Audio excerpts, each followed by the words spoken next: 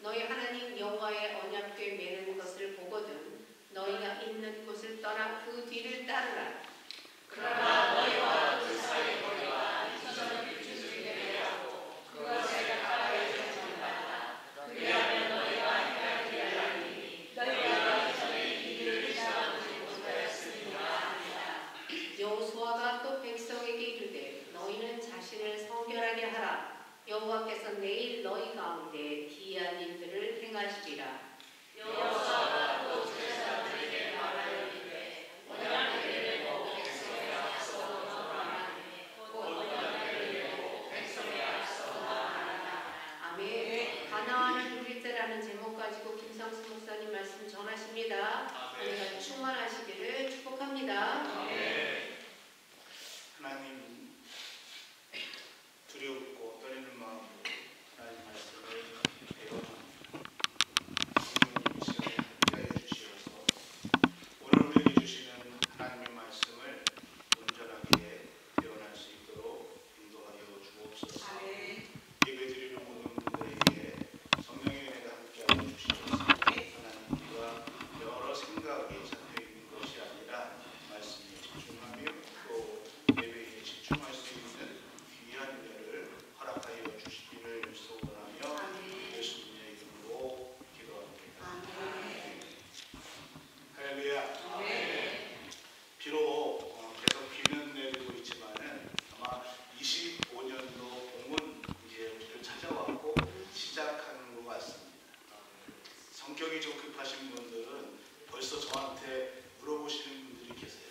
언제 목사님 부산에 따로 갑니까? 이 말은 봄이 왔다는 것이죠. 근데 여러분 추운 겨울이 지나고 봄이 찾아왔지만은 다 따뜻한 봄을 누리는 것은 아니라는 것입니다. 이스라엘 백성들이 출애굽을 해서 첫 번째 시련이었던 홍해 바다를 건넜습니다. 그런데 아무도 상상하지 못했던 광야에서 40년이라는 시간을 보내었습니다. 그리고 그 40년이 끝나고 드디어 요단강을 건너서 꿈에 그리던 가나안 땅에 들어왔습니다. 그런데요, 그들의 몸은 비록 지금 가나안 땅에 들어왔습니다. 약속의 땅에 들어왔지만은 모두가 다 하나님이 약속하셨던 젖과 꿀이 흐르는 그 가나안의 축복을 다 누리지는 못했다는 것입니다. 같은 의미로 말씀드리겠습니다. 우리 모두가 교회에 나와서 하나님 앞에 예배를 드리는 자리에 앉아 있습니다. 그런데 우리 모두가 하나님이 나에게 주시는 구원의 은혜에 감격하고 그 감격에 하나님 앞에 예배를 드리는 그 하나님 나라를 누리는 그 자리, 그 예배에 함께 하지 못하는 것이 안타까운 우리의 현실이라는 것이죠. 몸은 여기에 앉아있지만은 온전한 예배자의 자리에 서지 못하고 있는 것조차도 우리의 안타까운 현실이라는 것입니다. 왜 이런 일이 있을까? 하나님께서 누구에게는 그렇고 누구는 안 그렇고 차별하시는 걸까? 아니요. 우리 하나님은 유대인이나 헬라인이나 이방인이나 이스라엘 백성이나 백인이나 또는 흑인이나 동양인이나 다 차별이 없이 똑같이 은혜를 베풀어 주신다는 것이죠. 그런데 제가 늘 말씀드리지만 문제는 누구에게 있다? 우리에게 있다. 문제는 누구에게? 나에게 있다는 것입니다. 하나님께서 애국 백성에게 노예 생활에서 이제 해방시켜 주셔서 젖과 꿀이 흐르는 하나님이 약속하신 그 땅으로 옮기게 해주셨습니다. 그리고 이스라엘 백성들에게 이제는 너희가 내 약속을 누리며 가나안의 축복을 누리라라고 얘기하고 있습니다. 하나님께서 우리를 구속하여 주셔서 하나님 나라의 백성으로 삼아 주시고 하나님 나라의 자녀로, 하나님의 자녀로 삼아주신 그 이유가 무엇인가? 우리를 하나님의 자녀 삼아서 마음껏 부려먹기 위해서? 아니요. 하나님 나라를 누리며 살아가기 위해서라는 것입니다. 그래서 오늘 우리에게 주시는 하나님의 말씀은 이제 가나안 땅을 목전에 두고 하나님께서 여호수아에게 놀라운 가나안 땅의 기쁨, 하나님의 약속을 누릴 수 있는 두 가지 원리에 대해서 분명하게 우리에게 말씀해 주고 있습니다. 이 원리는 이제 예수 그리스도를 우리가 이 땅에서 믿고 살다가 주님을 만나러 주님께서 불러서 가는 그 순간까지, 또는 주님께서 우리에게 찾아오시는, 재림에 오시는 그 순간까지 이 원리는 우리가 꼭 붙들고 살아야 된다는 것이죠. 첫 번째 원리가 3절입니다. 3절에 이렇게 얘기하고 있습니다. 백성에게 명령하여 너희는 내 사람 제사장들이 너희 하나님 여호와의 언약궤를 메는 것을 보거든 너희가 있는 곳을 떠나 그 뒤를 따라라. 뭐라고 첫 번째 원리 얘기하고 있다는 말씀하고 있냐면은 언약궤를 보거든 그 뒤를 따르라 라고 말씀해 주고 있습니다. 이스라엘 백성들이요, 홍해를 지나서 광야를 지날 때 하나님은 이스라엘 백성들을 구름 기둥, 불 기둥으로 인도해 주셨습니다. 그 추위와 더위가 혹독한 광야 땅에 낮에는 구름 기둥, 추운 밤에는 불 기둥으로 그들의 길을 인도하시고 그들을 보살펴 주었습니다. 그리고 이제 광야를 지나서 가나안 땅에 들어갔을 때에 구름 기둥과 불 기둥이 더 이상 이스라엘 백성들을 인도하지 않았습니다. 그들을 지켜주지 않았습니다. 그리고 이제 하나님께서는 애굽 땅에서 떠나서 가나안 땅에 들어온 이스라엘 백성들에게 여호수아를 통해서 어떻게 말씀하시고 있냐면은 너희가 언약궤를 보거든 그것을 따르라 라고 말씀해 주고 있다는 것입니다. 4절에 이렇게 봅니다. 이렇게 얘기하고 있습니다. 그러나 너희가 그 사이의 거리가 2000규빗쯤 되는 것은 대기하고 그것에 가까이 하지 말라라고 얘기하고 있습니다. 이스라엘 백성들이 200만, 많게는 600만이라는 백성들이 언약궤를 바라보고 가야 되는데 가까이 있는 사람들은 언약궤를 볼 수가 있어요. 그런데 멀리 있는 사람들은 그 언약궤를 볼 수가 없습니다. 그러니까 언약궤를 2000규빗 정도 떨어진 후에 바라보라는 것이죠. 그러면 많은 사람들이 멀리 있는 그 언약궤를 볼 수 있다라고 얘기하고 있습니다. 2000규빗은 아마 지금으로 얘기하면은 한 1km, 1000m를 떨어뜨리는 것입니다. 그러니까 많은 사람들이 뒤에 있는 사람들도 그 언약궤를 볼 수 있다는 것입니다. 그 언약궤를 보고 따라오라는 것입니다. 이것이 오늘 우리에게 말씀해 주시는 가나안을 누리는 첫 번째 비전입니다. 여러분, 오늘날 언약궤는 무엇입니까? 당시의 언약궤는 다른 말로 법궤라고도 말씀했습니다. 그리고 이 언약궤, 법궤는 하나님께서 내가 너희와 함께 하겠다, 임마누엘의 하나님이 되겠다는 약속의 상징이었습니다. 내가 너를 거기서 만나겠다라는 임마누엘의 하나님이심을 상징하게 했습니다. 그리고 오늘 그 임마누엘의 하나님은 누구이신가? 우리를 찾아오신 예수 그리스도라는 것입니다. 그러므로 오늘 우리가 바라보아야 할 것이 무엇이냐? 예수 그리스도이십니다. 그 어떤 것도 예수님을 대신할 수 없다는 것입니다. 옆 사람 따라가고 또는 나는 저분이 참 마음에 들고 나는 저분이 좋아서 저분을 따라가면 된다라고 말씀하지 마십시오. 친구 따라 강남 사람은 갈 수 있지만 친구 따라 천국은 갈 수 없다는 것입니다. 여러분, 우리는 언약궤를 바라보고 가야 합니다.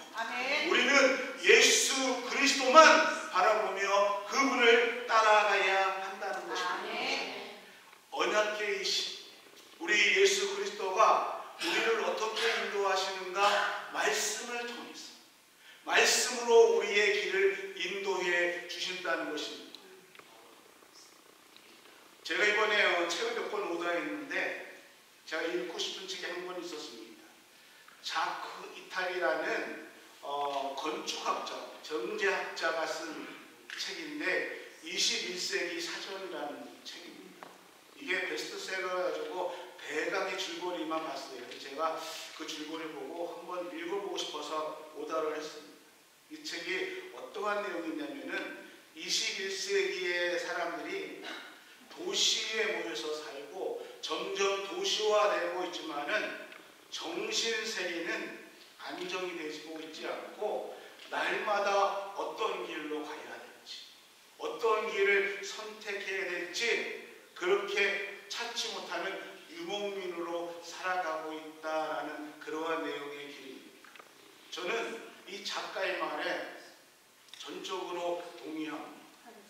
오늘 현대를 살고 있는 우리들은 도시 유목민과 같습니다. 그래서 진짜 올바른 지도자가 필요합니다. 변화무쌍한 이 시대를 살아가면서 정말 필요한 것은 우리를 바른 길로 인도하고 또 우리에게 바른 길을 제시할 수 있는 올바른 또 바른 안내자가 우리에게 절실히 필요한 시대라는 것입니다. 사랑하는 우리 공학교 성도 여러분, 가나안 땅을 누릴 자가 누구?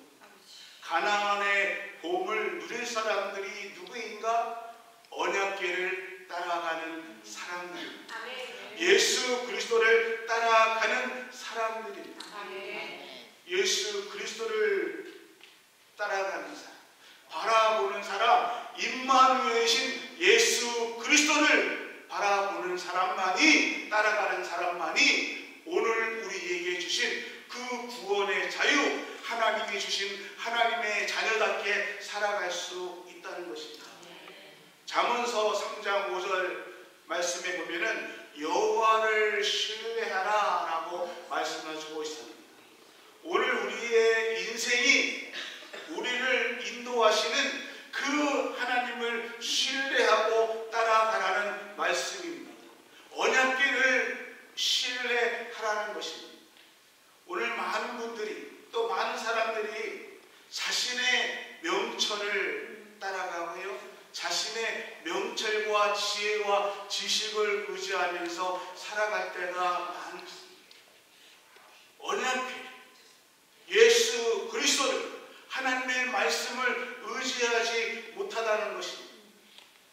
그러다가 넘어지고 그러다가 속는다는 것입니다. 내 명철을 의지하지 마라. 말씀을 의지하고 하나님을 신뢰하라 라고 잠언서는 말씀해 주고 있습니다. 이 말씀에 예수님께서 신약시대에 마태복음 16장 24절에 예수님께서 제자들에게 말씀하십니다. 누구든지 나를 따라오려거든 자기를 부인하고 자기 십자가를 지고 나를 따를 것이니라. 이 말씀은요, 하나님이 우리에게 주신 하나님의 말씀 언약궤를 바라보며 내 명철을 의지하지 말고 나를 바라보며 따라오라는 예수 그리스도의 말씀입니다. 오늘 우리가 이 땅에서 하나님을 바라보는, 예수 그리스도를 바라보는, 언약궤를 바라보는 삶이 되기를 예수 그리스도 이름으로 축원합니다. 두 번째 5절 말씀에 이렇게 얘기하고 있습니다. 여호수아가 또 백성에게 이르되 너희는 자신을 성결하게 하라. 여호와께서 내일 너희 가운데 기이한 일들을 행하리라. 너희는 자신을 어떻게 하라? 성결하게 하라. 이것이 두 번째 우리가 이 땅을 살아가는, 가나안 땅을 힘을 일하는 것입니다. 신앙이 철없을 때는요, 내가 성공하고 좋은 열매를 맺고 또 기도의 응답을 받는 것은 내가 90% 노력하고 기도했겠고 하나님께서 나를 10% 정도 도와줬다라고 생각합니다. 그런데 신앙이 성숙해지면은 지금 내가 누리는 것은 우리 하나님의 99%의 은혜 아니죠.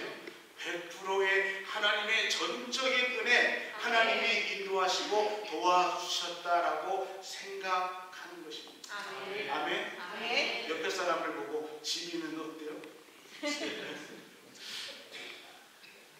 여러분, 신앙이 성숙했다는 것, 전문 용어로 내가 신앙에 철이 들었다는 것은 내 삶이 하나님의 전적인 은혜, 나를 지금까지 이렇게 날 만들어 주신 것, 하나님의 은혜이구나라는 것을 고백하는 것입니다. 내가 지금 열심히 살았어. 내가 정말 그때 잘 투자해서 이렇게 살아가고 있구나. 이렇게 생각하신다면 아직 신앙이 덜 성숙했다는 것입니다. 여러분, 우리의 인생은요, 나 혼자 잘한다고 성공하는 것이 절대 아닙니다. 하나님의 약속의 땅, 가나안 땅에 들어가기까지는 우리는 언약궤이신 예수 그리스도를 바라보면서 살아야 되고, 두 번째로는 우리 스스로를 성결하게 해야 된다는 것입니다. 이런 사람만이 가나안 땅을 누릴 수 있다는 것입니다. 말씀하시기를 너희 가운데 기이한 일들을 행할 것이다. 너희가 하나님의 기적을 바라보고 있느냐? 내 삶 속에 하나님의 기적을 원하고 있느냐? 그러면 먼저 너 자신을 성결하게 하라는 것입니다. 내 자신이 먼저 성결해져야 그 삶 가운데 하나님의 기적이 일어난다는 것입니다. 근데 우리는 자꾸 반대해요. 하나님 기적을 보여주십시오. 그래야만 믿겠습니다. 아니요. 하나님은 우리에게 먼저 너희를 성결하게 하라라고 말씀해주고 있다는 것입니다. 하나님께서 내 인생 가운데 기이한 일들, 내 인생 가운데 우리가 말하는 기적을 만드신 것은 내 자신을 성결하게 하는 것입니다. 그렇지 않으면 내 삶에 징계와 진노뿐이 있을 수밖에 없다는 것입니다. 제가 어렸을 때에 미국 대통령의 취임식을 보면은 TV에서 보면은 대통령들이 성경에다가 손을 얹고 이렇게 선서하는 부분이 저는 어렸을 때 너무너무 좋았습니다. 말씀에 따라서 이 나라를 이끌겠다는 것입니다. 오늘 본문의 말씀처럼 언약궤를 따라서 이 나라를 이끌어가겠다는 그 선서가 어린 저의 마음을 뜨게 했습니다. 미국에 와서도요, 이 달러를 보니까 In God we trust. 우리는 하나님을 믿는다. 그래서 역시 하나님의 나라다. 근데 여러분, 이 미국이 정말 하나님의 말씀을 따라 살아가고 있습니까? 오늘날 미국이 휘청거리고 있습니다. 정직이, 상식이 무너지고 있습니다. 공의와 정의를 외치던 세계의 보안관이라고 자처했던 이 미국이 말씀을 따라 살아가는 것이 아니라 욕심과 물질에 따라서 세계의 질서를 무너뜨리고 있습니다. 이러면은 하나님의 우리는 이 땅을 떠날 수밖에 없다는 것입니다. 우리가 떠난 사랑하는 조국, 대한민국의 상황을 봐도, 또 한국교회의 상황을 봐도, 또 오늘 하나님을 믿는다는 교회와 우리 자신의 상황을 봐도 말씀을 떠나서 상식과 정직을 떠나서 우리는 욕심을 따라서 물질을 따라서 살아갈 때가 얼마나 많이 있는지. 마가복음 11장 5절에 보니까 예수님께서 십자가를 지시기 전에 성전을 찾아갑니다. 그런데 하나님의 성전에 찾아갔는데 그 성전에 예배가 중심이 아니라 예배를 드린답시고 그곳에서 물건을 사고 팝니다. 온통 성전은 장사꾼들로 오염되어 있었습니다. 그때 예수님께서 채찍을 만드시고 그 성전에 물건 파는 것을 다 엎으시면서 강도의 소굴이라고 책망하십니다. 오늘 이 시대의 성전은 우리 한 사람 한 사람이 하나님의 성전입니다. 그런데 성전인 우리 자신들을 바라보면서 우리 하나님은 우리에게 뭐라고 말씀하실까요? 이것을 우리는 신앙생활하면서 늘 생각하고 생각하셔야 됩니다. 하나님이 성전이 된 내 안에, 하나님의 성전인 나는 과연 내 안에 예수 그리스도를 모시고 살아가고 있는가? 예수 그리스도의 눈에는 내가 하나님의 성전으로 올바르게 살아가고 있는가를 살펴봐야 한다는 것입니다. 지금 내 눈동자 안에, 내 마음에는 금송아지가 장심을 중심으로 틀어잡고 있지는 않는가? 음란이 들어와 있지는 않는가? 내 내면에는 온갖 욕심으로, 거짓으로, 분노로, 미움으로 내 내면이 차있지는 않는가? 내가 기도하면서 주여 삼창을 외치고 아무리 뜨겁게 기도하지만은 내가 구하는 기도는 세상의 욕심이고 세상 것만 구하고 있다면은 우리의 기도는 결코 주님이 원하시는 그 기도가 되지 못할 것이다. 그래서 우리는 우리 자신을 먼저 하나님 말씀을 바라보고 살아가고 있는가, 내 자신이 성결하게 갖추어져 있는가를 돌아보고 또 돌아봐야 한다는 것이죠. 하나님이 나라와 민족을 징계하면서 가장 먼저 하시는 것이 잘못된 지도자를 세우는 것들을 우리는 역사 속에서 많이 볼 수가 있습니다. 그런 의미에서 저는 늘 하나님 앞에 정말 안타깝게 기도하는 것이, 하나님, 제가 바른 하나님의 종인가요? 은광교회를 이끌어가면서 정말 저는 하나님 앞에 바르게 서 있는 목회자인가요를 참 많이 생각합니다. 혹시 저 때문에 우리 성도님들이 마음 아파하시고 저 때문에 혹시 고생하지는 않는가, 정말 마음 아프게 생각할 때가 많이 있습니다.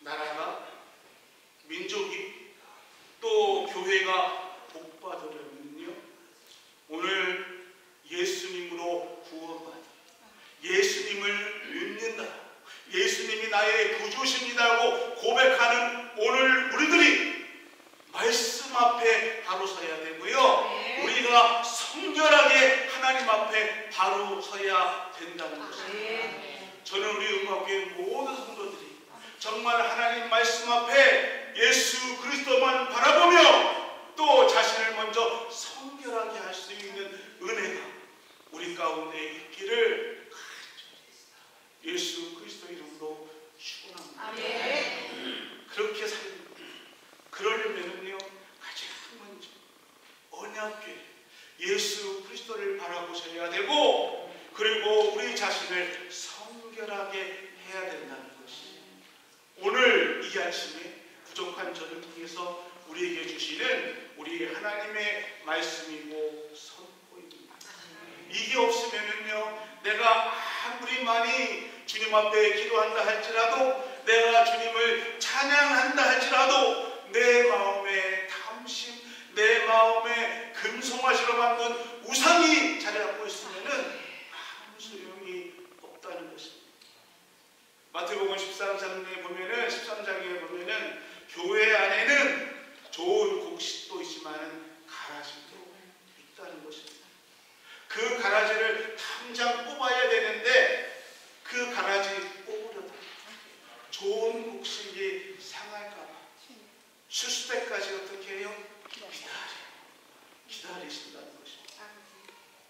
여러분, 알곡의 편, 알곡이 되시기를 주의 이름으로 소원합니다. 예수님을 믿는다는 것은 이 땅에서부터 하나님 나라를 누려야 됩니다.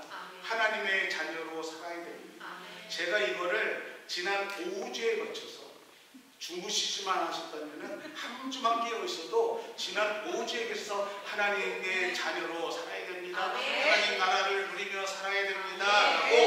라고 말씀드렸습니다. 근데 새벽 예배 때는 제가 설교에 조금 자유로워가지고 설명해 드렸어요. 그런데 여러분에게 그 하나님의 자녀로 살아야 되는 것이 무엇일까? 어떤 것이 하나님의 자녀로 살아야 되는가? 이거에 대해서 가끔 착각하고 오해하시는 분이 있어요. 어떻게 해요? 내가 하나님의 자녀답게 살려고 그러면 조금 더 교회에서 봉사하고 충성하고 조금 더 이렇게 잘하면은 그래도 하나님 앞에 칭찬받고 잘했다. 그것이 하나님의 자녀로 살아가고 내가 이 땅에서 조금 더 누리고 기쁘게 살고 재미있게 살면은 천국을 누리는 삶이라고 생각하면서 오해하시는 분이 가끔 있습니다. 여러분, 그렇게 말씀하시면은 평생을 개척교회 하시는 분들은 하나님 나라를 누리고 살지 못하는 신앙 목사님이세요. 아니, 큰 교회 하시는 분만 성공한 목사하고 시골에서 또는 개척교회에서 평생을 선교지에서 그 한 영혼에서 고생고생 하시는 분들은 하나님 나라를 누리지 못하고 자녀를 누리지 못하는 삶이에요. 아니에요. 그것이 제가 우리 자녀 얘기를 했습니다. 얘네들이 크면서 커서는 괜찮지만 크면서 부모가 돈이 좋아 뭐 용돈을 달라고 기름이 없다고 기름값을 달라고 부모는 돈을 쌓아놓고 있습니까? 근데 지네들이 기름값 주세요 하고 돈을 달라. 용돈이 필요하다고 돈을 달라. 무슨 일이 생겼다고 돈이 달라. 어떨 때는요 고마워하는 기색도 없어.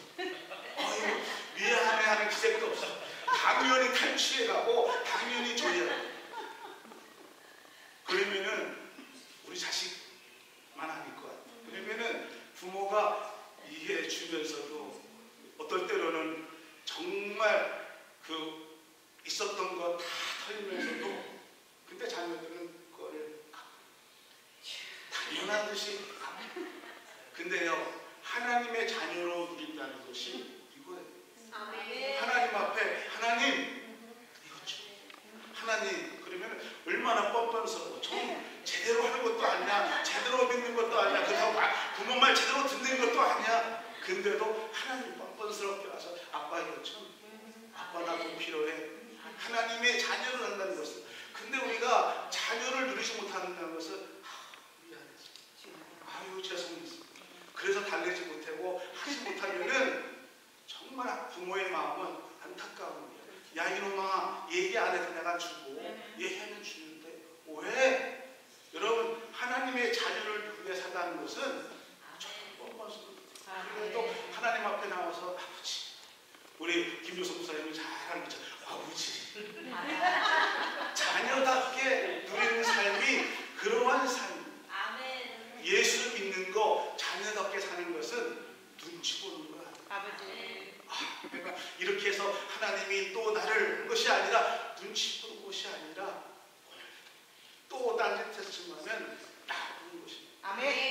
공부하라 그렇게 얘기했는데 숙제 안에서 F를 맞아도 또 와서 아빠 이거 그러면은 오늘 우리에게 주님께서 가난한 땅 하나님의 자녀로 네게 사는 것은 다른 거 아니야.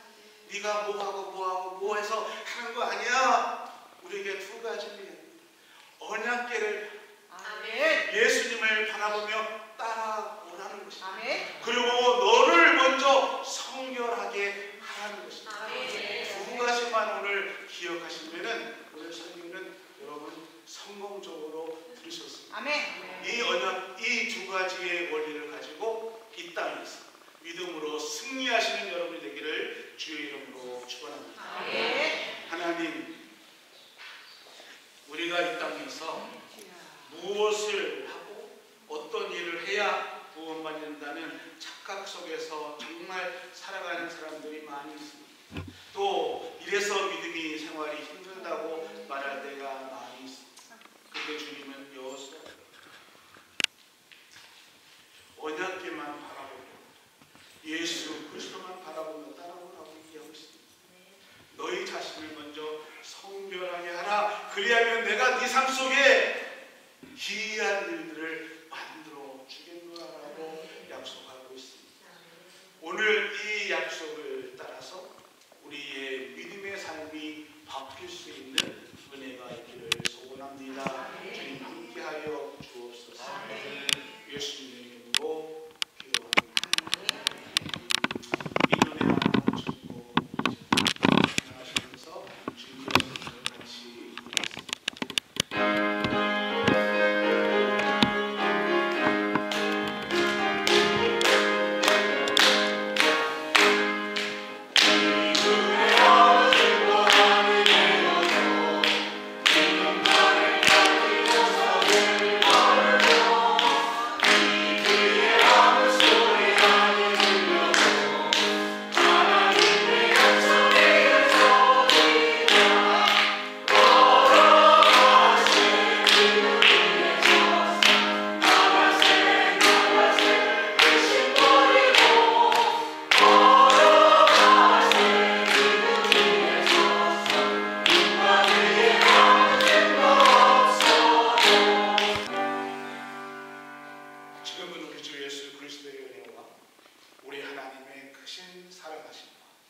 성령님의 감화 감동 교통 인도하시는 크신 축복의 은혜가 우리에게 약속하신 하나님의 약속과 예수 그리스도를 하나님의 자녀된 권세를 누리기를 소원하며 예수 그리스도를 바라보기를 소원하는 교회와 모든 성도들 가정 위에 자녀들 머리 위에 하나님의 약속을 누리는 귀한 축복의 은혜가 지금부터 영원토록 함께 하시기를 간절히 축원하옵나이다.